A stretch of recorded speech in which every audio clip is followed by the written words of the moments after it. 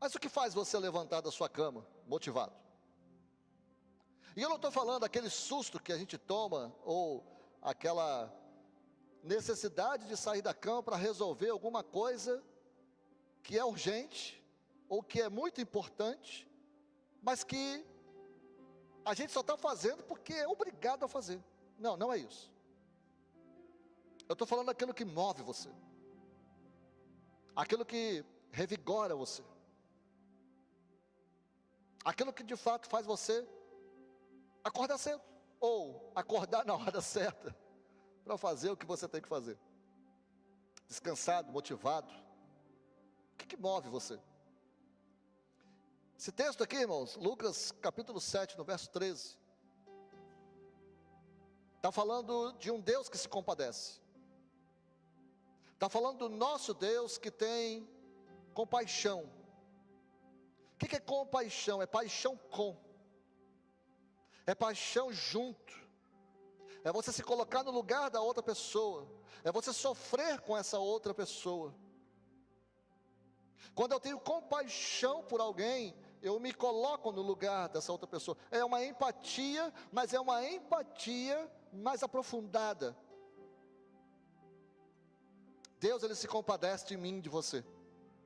E Deus, Ele se compadeceu tanto de mim, de você, que Ele deixou a forma dele de Deus, do céu, e Ele veio na terra, com forma de homem, e em forma de homem Ele sofreu tudo que a carne pode sofrer em um esforço, em um nível muito maior do que jamais poderíamos imaginar. Ele sofreu até a morte, morte de cruz. E aí veio a real vitória que motiva o nosso coração. É a real vitória, irmãos, que não é uma vitória de prosperidade, que não é uma vitória simplesmente porque eu alcancei alguma coisa, ou porque eu conquistei alguma coisa, mas é a real vitória, porque essa vitória é eterna, essa vitória não pode ser tirada, essa vitória, ela foi entregue nas mãos do Senhor Jesus, e o Senhor Jesus, Ele distribui para todo aquele que quer. E é por isso que nós estamos aqui nessa noite, porque Deus um dia se compadeceu da humanidade, se compadeceu de mim e de você. Por isso que nós adoramos ao Senhor, por isso que nós podemos celebrar, e por isso que nós podemos nos alegrar. Alegre-se, igreja. Sabe, tem tanta coisa que nós podemos nos alegrar. Então para que olhar para aquilo que vai nos entristecer? Para que a gente ficar só lembrando daquilo que nos traz amargor? Para que a gente vai ficar remoendo coisas que vai nos levar para onde? Para a destruição, para o buraco. Irmãos, eu estou fazendo menção da palavra que diz: quero trazer à memória aquilo que me dá esperança. Nós temos muito mais para nos alegrar, meu irmão, do que para nos entristecer. Então eu não sei por que você está tão borocochô nessa noite. Porque o Senhor, o teu Deus, Ele te escolheu, Ele te chamou, Ele está alegrando o teu coração, Ele está falando assim: ei, eu te trouxe aqui, eu coloquei fôlego de vida dentro de você, eu te dei uma casa, eu te dei família, eu te dei emprego, eu te dei roupa, eu te dei fôlego de vida. Meu irmão, nós temos muito mais para nos alegrar do que para nos entristecer. A questão é: para onde eu e você iremos decidir olhar? Porque para onde nós decidimos olhar é o que irá mover o nosso coração. Vocês estão aí? Olha o que o texto está falando aqui. Ao vê-la, o Senhor se compadeceu dela e disse: não chore. Eu venho aqui nessa noite para falar para você: não chore. Como voz profética do Senhor sobre a sua vida, eu estou falando para você: não chore. Alegre-se. E vou fazer menção do texto da palavra de Filipenses que diz: alegrai-vos. Outra vez vos digo: alegrai-vos no Senhor. Porque chegou a hora, meu irmão, de nós olharmos para as coisas que nos dão esperança. Nós podemos escolher olhar para aquilo que nos entristece, ou escolher olhar para o Senhor. Eu escolhi olhar para o Senhor. Eu espero que você também possa fazer isso. E ao escolher olhar para o Senhor, nós escolhemos o plano de Deus para a nossa vida. Então mova-se por fé, irmão. Nesse capítulo aqui, para dar contexto, o Senhor havia feito algo notável e maravilhoso. Ele curou o servo, ele havia curado o servo do centurião, com uma ordem, à distância, como o centurião havia dito que cria. E isso foi algo assim, maravilhoso, devido à fé daquele homem, que devido ao grau de confiança no seu serviço militar, na sua gestão militar, ele sabia que uma ordem dada, no meio militar é assim, irmão, uma ordem dada é uma ordem cumprida. Porque se aquele que não cumpre a ordem, ele corre o risco de sofrer uma pena. E naquele momento ali, dentro da cultura romana, quem não cumprisse ordem era literalmente morto. Havia uma sentença por desacato, havia uma sentença por desobediência que era única e exclusivamente a morte. Então no meio militar romano, quando uma ordem era dada por um centurião, ou por qualquer pessoa de autoridade dentro da tropa, significava que aquele soldado, ou que aquela pessoa que recebeu a ordem, ele tinha que cumprir. Se ele não cumprisse, ele morria. Aquele centurião sabia disso, irmão. E ele partiu do princípio dessa cultura militar rígida, mas confiável. Quando ele falava alguma coisa, ele sabia que aquela coisa, aquela ordem, aquele direcionamento que fora dado para ele, seria cumprido, sob pena do outro morrer. Ele entendia isso e disse que o Rei dos Reis, o Senhor Todo-Poderoso, o Filho de Deus sobre a face da terra, tinha poder para que o seu servo fosse curado com uma ordem. Jesus, ele maravilhou-se com aquilo. Gente, a fé daquele homem era uma fé tão impetuosa, que ele maravilhou o Filho de Deus. O Filho de Deus foi atraído, o Filho de Deus ficou extasiado com a fé de um homem, quando aquele homem professou o jeito como ele entendia o poder de Deus. Quem era aquele homem? Um estrangeiro, mas era um estrangeiro temente a Deus, e o Senhor compadeceu-se dele. Deus sempre vai compadecer-se de quem se aproxima dele com fé. A pergunta é, como que nós temos comparecido diante de Deus? Outra pergunta, nós temos comparecido diante de Deus de fato? Ou somente aqui no domingo à noite, isso entre uma olhada e outra, em alguma outra coisa que me chama a atenção? Sabe, irmãos, nós estamos no meio de uma geração que está se desconectando, e nós precisamos nos reconectar com Deus, conosco mesmo, e com as pessoas que nos cercam. E isso está de acordo com aquilo que o Senhor Jesus falou: amarás ao Senhor teu Deus de todas as tuas forças, e amarás ao teu próximo como a ti mesmo. Então assim, se nós não nos reconectarmos, irmãos, com a fonte de vida, com Deus que se compadece, nós simplesmente estaremos tão distraídos com as coisas, que nós não veremos o mover de Deus, nós não veremos o direcionamento de Deus. E o filho, João 5,19, o filho só faz aquilo que vê o pai fazer. Se eu estou distraído para ver o movimento de Deus, como que eu vou seguir? Se eu estou distraído para ver o movimento, aquilo que Deus está fazendo, como que eu vou replicar e falar e fazer aquilo que o meu pai está fazendo? Eu preciso prestar atenção naquilo que o meu pai está fazendo, para poder fazer igual. E hoje, irmãos, eu venho aqui como pastor de vocês, pastor de almas que ama tanto vocês, falar daquilo que o Espírito está colocando no meu coração. Vamos nos reconectar com o Senhor, vamos nos reconectar com as pessoas que estão ao nosso redor, mas principalmente, queridos, vamos nos reconectar conosco mesmo, porque a gente tem vivido tanto pela fé dos outros, pelo milagre dos outros, por aquilo que Deus está fazendo em outro lugar, que nós deixamos de cumprir, de fazer, de experimentar e de viver, de absorver aquilo que Deus quer fazer através de mim e de você. E o mesmo plano que o Senhor tem com aquele que Ele faz o milagre lá, Ele quer fazer na nossa vida aqui. Deus tem muitos milagres para fazer no nosso meio. Deus tem muitas coisas para fazer no nosso meio, igreja do Senhor. Nós só precisamos nos reconectar com Ele. Vocês estão aí, amém? O Senhor compadeceu-se dele, irmão, daquele centurião, e curou o seu servo. Mais tarde, numa outra cidade, um outro acontecimento marcante está acontecendo bem na hora que o Senhor está passando, irmão. Coincidência? Talvez. Mas eu penso que foi a providência que trouxe a presença do Senhor Jesus Cristo àquele lugar. E aqui nós começamos a pregar. Deus compadeceu-se daquela viúva. Deus, Ele olhou para uma viúva, Ele olhou para uma mãe, e aquela mãe estava em prantos. Aquela mãe estava desesperada. Ela havia perdido o seu filho, o seu único filho, e ela já era viúva. Deus, irmãos, Ele observa as viúvas.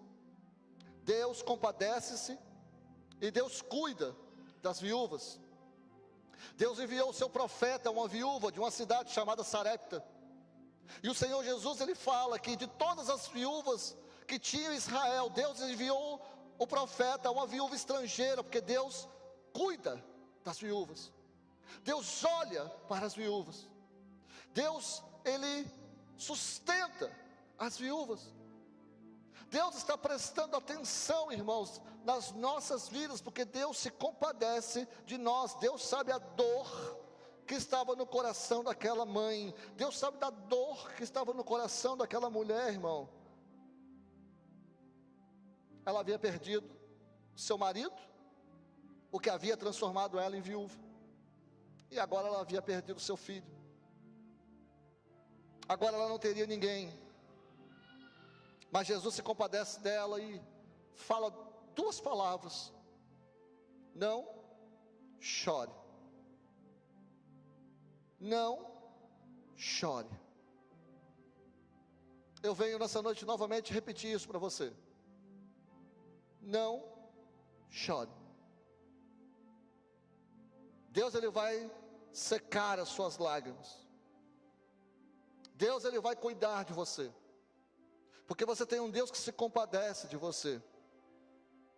O Senhor Jesus, então, irmão, você imagina a cena. Jesus, Ele vinha com uma multidão de pessoas, com seus discípulos e com seus seguidores. E Ele entra naquele vilarejo e Ele se depara com um funeral. Então você tem pessoas que estavam seguindo a vida, seguindo o autor e doador da vida. E você tem pessoas que estavam seguindo um cortejo fúnebre. Você tem pessoas que estavam reunidas por motivos diferentes. Uns estavam seguindo, ou sendo discipulados, ou no caminho do Evangelho da Paz, seguindo o Filho de Deus, o Messias. E outros ali estavam cumprindo um rito, enterrando, lidando com a morte, lidando com a dor, lidando com a perda, lidando com a limitação humana e com as impossibilidades. Duas multidões que se encontram ali, naquele momento da entrada ou naquela cidade. Jesus olha para aquela mulher, então fala: não chore, vá até o corpo do menino e ora, e traz ele de volta para a vida. Eu não sei, irmãos, o que estava acontecendo, eu não sei por que ele morreu. O que eu sei é, Jesus pegou o sonho daquela mulher, porque eu tenho certeza absoluta que nenhum pai e nenhuma mãe gostaria de enterrar o seu próprio filho. Isso não é natural, nós não nascemos. O plano de Deus é que os filhos enterrem os pais, não que os pais enterrem seus filhos.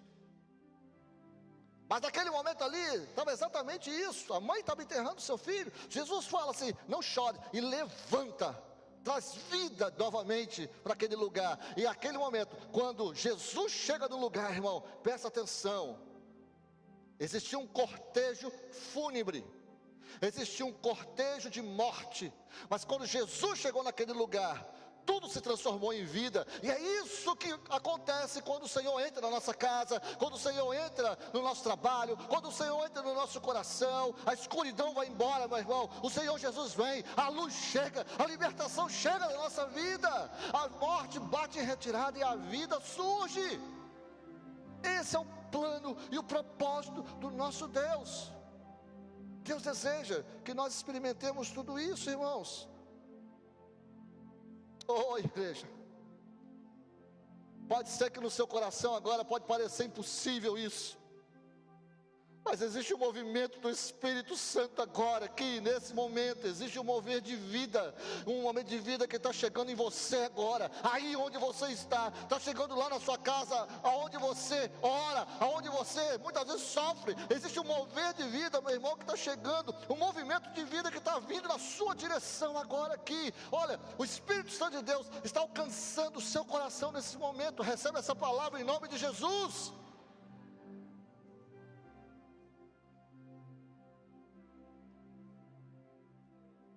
O Senhor está dizendo para você, igreja, não chore,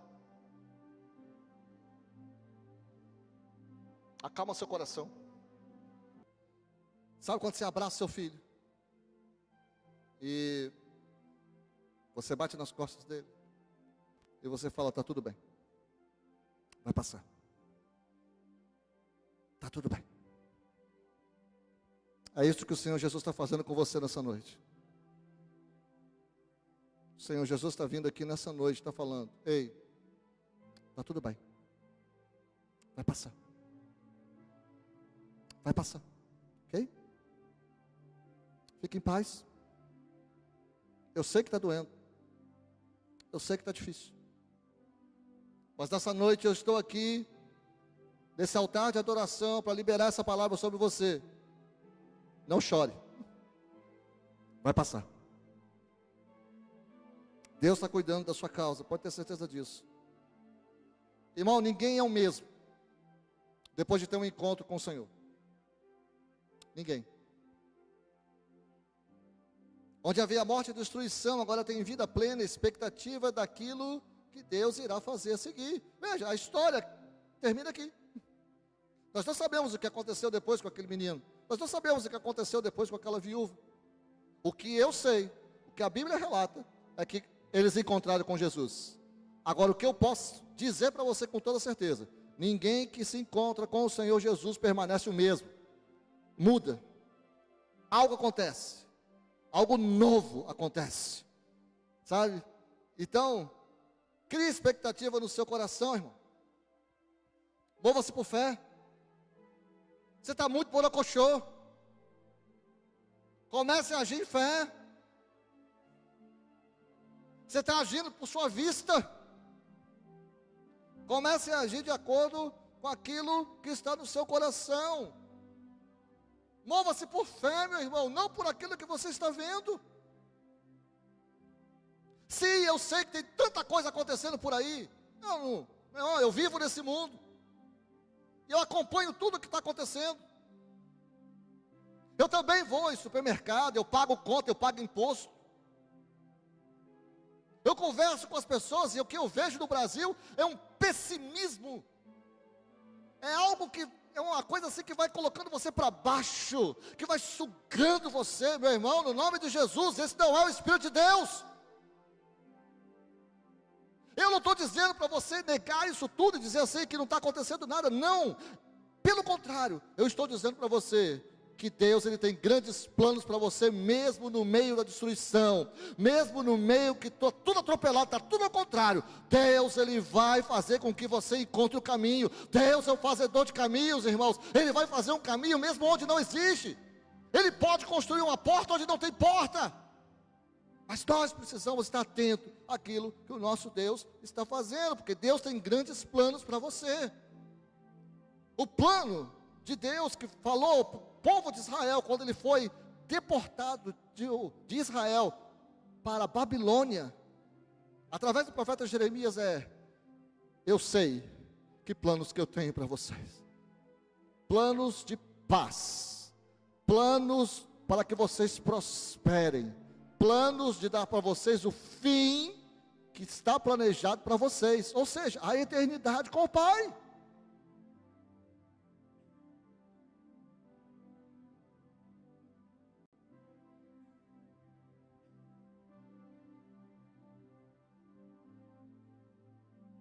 Cinco sapos estavam numa lagoa. Um decidiu que ia pular fora. Quantos sapos ficaram na lagoa?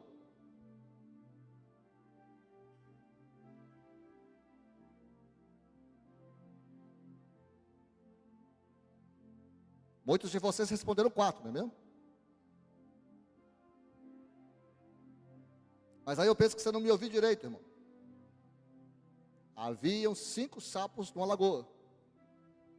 Um deles decidiu que ia pular fora. Quantos sapos ficaram na lagoa? Quantos sobraram? Aí o nosso pensamento é assim: ó, que um sapo decidiu pular fora, tinha 5, então um pulou fora, ficaram 4. 4 sapos, pastor. Mas isso não é necessariamente verdade, irmão. Porque muito provavelmente o seu raciocínio está ignorando o fato. Decidir não é o mesmo que fazer. 5 sapos estavam na lagoa, um decidiu pular fora. Quantos ficaram? 5. Porque esse sapo só decidiu. Ele não pulou. Vocês estão aí? Muitas pessoas tomam decisões, irmãos, mas nunca fazem nada a respeito. E a Bíblia nos ordena tão claramente a respeito do nosso estilo de vida. Romanos 1,17. O justo viverá pela fé. O justo não viverá pela sua conta bancária. O justo não viverá pela decisão do governo. O justo não viverá se o candidato A ou B ganha ou perde. O justo não viverá porque está feliz ou está triste. O justo viverá pela fé. Tem um outro texto que eu quero compartilhar com vocês. Tiago capítulo 2, do verso 20 ao verso 24. Presta atenção e vem comigo. Tiago capítulo 2, do verso 20 ao verso 24. São 4 versículos. Insensato, quer certificar-se de que a fé sem obras é inútil? Não foi pelas obras que Abraão, o nosso pai, foi justificado quando ofereceu seu filho Isaque sobre o altar? Você pode ver que tanto a fé quanto as obras estavam atuando juntas. A fé foi aperfeiçoada pelas obras. Cumpriu-se a escritura que diz: Abraão creu, e isso lhe foi atribuído como justiça. E ele foi chamado amigo de Deus. Vejam que uma pessoa é justificada pelas obras, não apenas pela fé. Fé e obras andam juntos. Nós somos justificados pela fé e pelas obras. Decidir em fé, irmão, significa agir em fé. E isso é o fundamento, é a base da nossa vida cristã, como diz Hebreus 11, no verso 1. Definição de fé. Ora, a fé é a confiança daquilo que esperamos e a certeza das coisas que não vemos. A versão revista e corrigida, eu gosto muito dessa versão também, que fala assim: ora, a fé é o firme fundamento das coisas que se esperam e a prova das coisas que se não veem. O que Satanás está tentando fazer? Tirar o fundamento, tirar a fé. Se você tira o fundamento, meu irmão, você não tem um chão firme. Você vai escorregar, você vai cair, você vai tropeçar. Tudo que você construir, ele vai entrar num buraco. Por isso é tão importante manter a fé. É tão importante que eu e você tenhamos um firme fundamento sobre os nossos pés, para que quando nós possamos andar pelo caminho, a gente fique firme. Andar em fé, irmão, é importante. Abraão, ele foi justificado pela fé, porque ele cria que mesmo se ele sacrificasse Isaque, Deus era poderoso para poder trazer ele de volta à vida. Por isso Abraão foi justificado pela fé. Abraão não perguntou para Deus: Deus, eu vou entregar o meu único filho, o filho da promessa, o filho que me veio na minha velhice de uma forma tão espetacular. O Senhor trouxe 2 anjos aqui, o Senhor me fez passar por uma aliança, o Senhor me deu visão, o Senhor me deu um monte de coisa, e agora o Senhor me pede o meu filho. Abraão não agiu assim, irmão. Quando Deus falou com ele: sacrifica o teu filho, ele não falou nada para ninguém. Ele simplesmente pegou, preparou o sacrifício e agiu em fé. Por quê? Porque ele confiava no Deus. Deus tinha dado o filho para ele. Se Deus tinha dado o filho para ele, pode ter certeza que Deus, melhor do que ele como pai, amava aquela criança, amava aquele jovem. Por isso que ele falou: na montanha do Senhor se proverá, ou Jeová Jiré. Deus, ele vai prover, Deus proverá. Irmão, Deus não te trouxe até aqui? Alô, vocês estão aqui? Deus não te trouxe até aqui? Deus não te deu comida até hoje? Deus não te deu roupa até hoje? Deus não te deu um lugar para ficar até hoje? Casa? Quando você voltar para casa, você não tem um travesseiro para botar a cabeça? Por que você acha que a partir de hoje, ou daqui para frente, Deus não vai cuidar de você?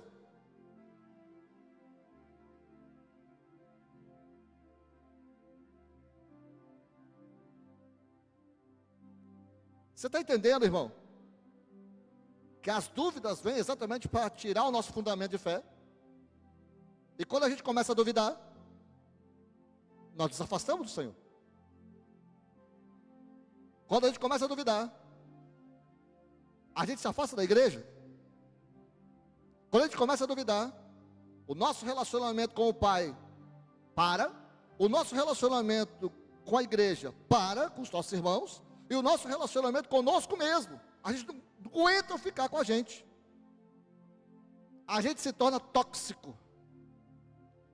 Isso é mensagem para outro dia. Sentimentos tóxicos, relacionamentos tóxicos, eu vou falar no outro dia. Mas a gente se torna essa pessoa tóxica.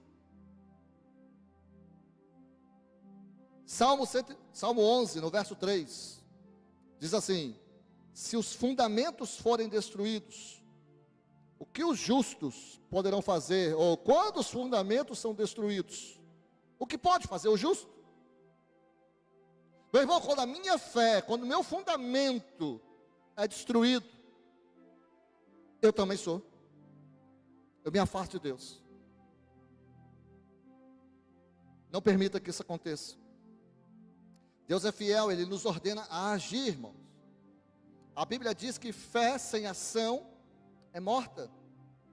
A fé é a ponte onde eu estou nesse momento e para onde Deus está me levando. Hoje eu estou aqui, irmão, mas amanhã Deus quer me levar para aquele lugar. Qual é a ponte que vai ligar o hoje, o aqui e agora, com o futuro? Fé. Mas se esse fundamento for destruído, eu não vou para o lugar de propósito. Eu não vou para o plano de Deus. Eu aborto aquilo que o Senhor tem na minha vida. E eu vou ser mais um que vai para o cemitério. Cemitério talvez seja o lugar mais poderoso em termos de riqueza. Porque lá, nos jazigos, nos abrigos ou nos sepulcros, estão sonhos não realizados de todos os homens e mulheres que já morreram. Deus deseja que eu e você, irmão, realizemos tudo aquilo que tem dentro do nosso coração. Deus plantou dentro do nosso coração. E o nosso plano, irmãos, e o plano de Deus para mim e para você, é que nós morramos vazios. Vazios de quê? Porque nós realizamos tudo aquilo que Deus colocou para nós realizarmos sobre a face da terra.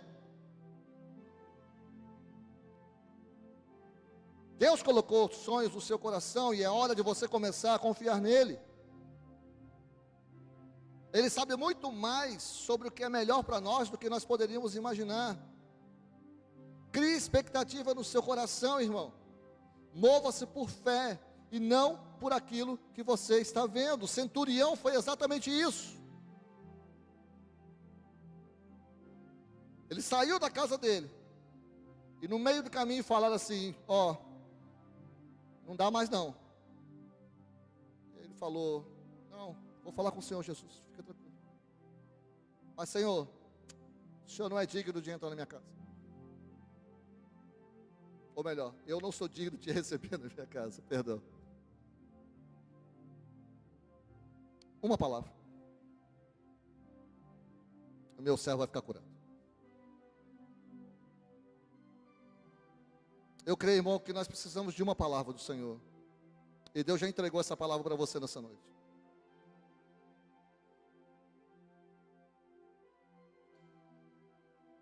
Eu lembro de uma vez eu conversando com o pastor, e ele falando que tinha uma irmã na igreja dele, pastor Cléristo, que ela queria casar.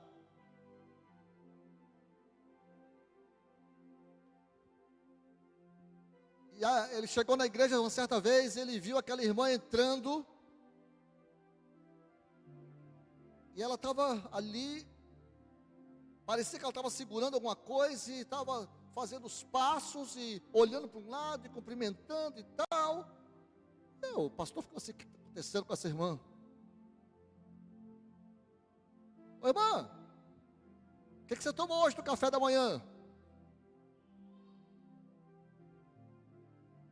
E aí aquela irmã falou com ele: não, pastor, eu estou treinando para o meu casamento.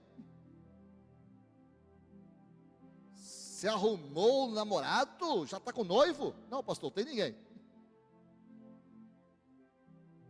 Mas eu sei que Deus vai fazer alguma coisa. E eu já estou me preparando para isso.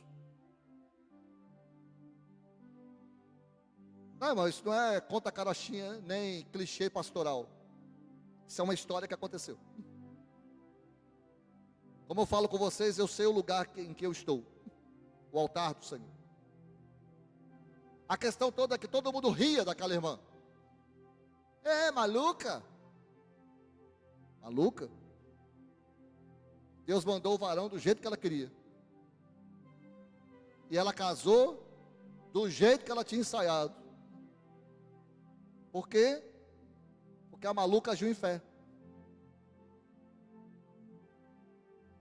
Irmão, a sabedoria de Deus é loucura para o mundo. E muitas vezes a sabedoria de Deus é loucura para a própria igreja. Nós nos escandalizamos muitas vezes com alguns comportamentos, quando a pessoa está agindo simplesmente em fé. Pensa comigo aqui, vou voltar para Abraão rapidinho, para a gente orar, para você apresentar o seu plano diante do Pai. Você já imaginou se Abraão fala para Sara que ele ia matar o menino? O que você acha que ia acontecer?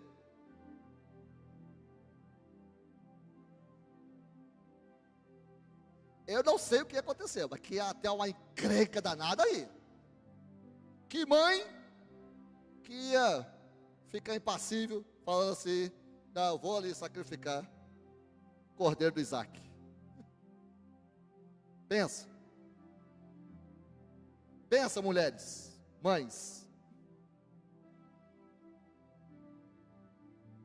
Abraão foi maluco?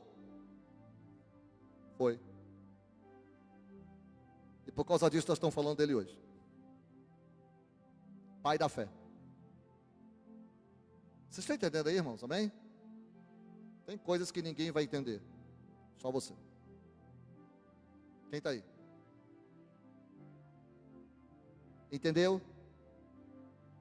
Fica de pé no seu lugar, vamos orar.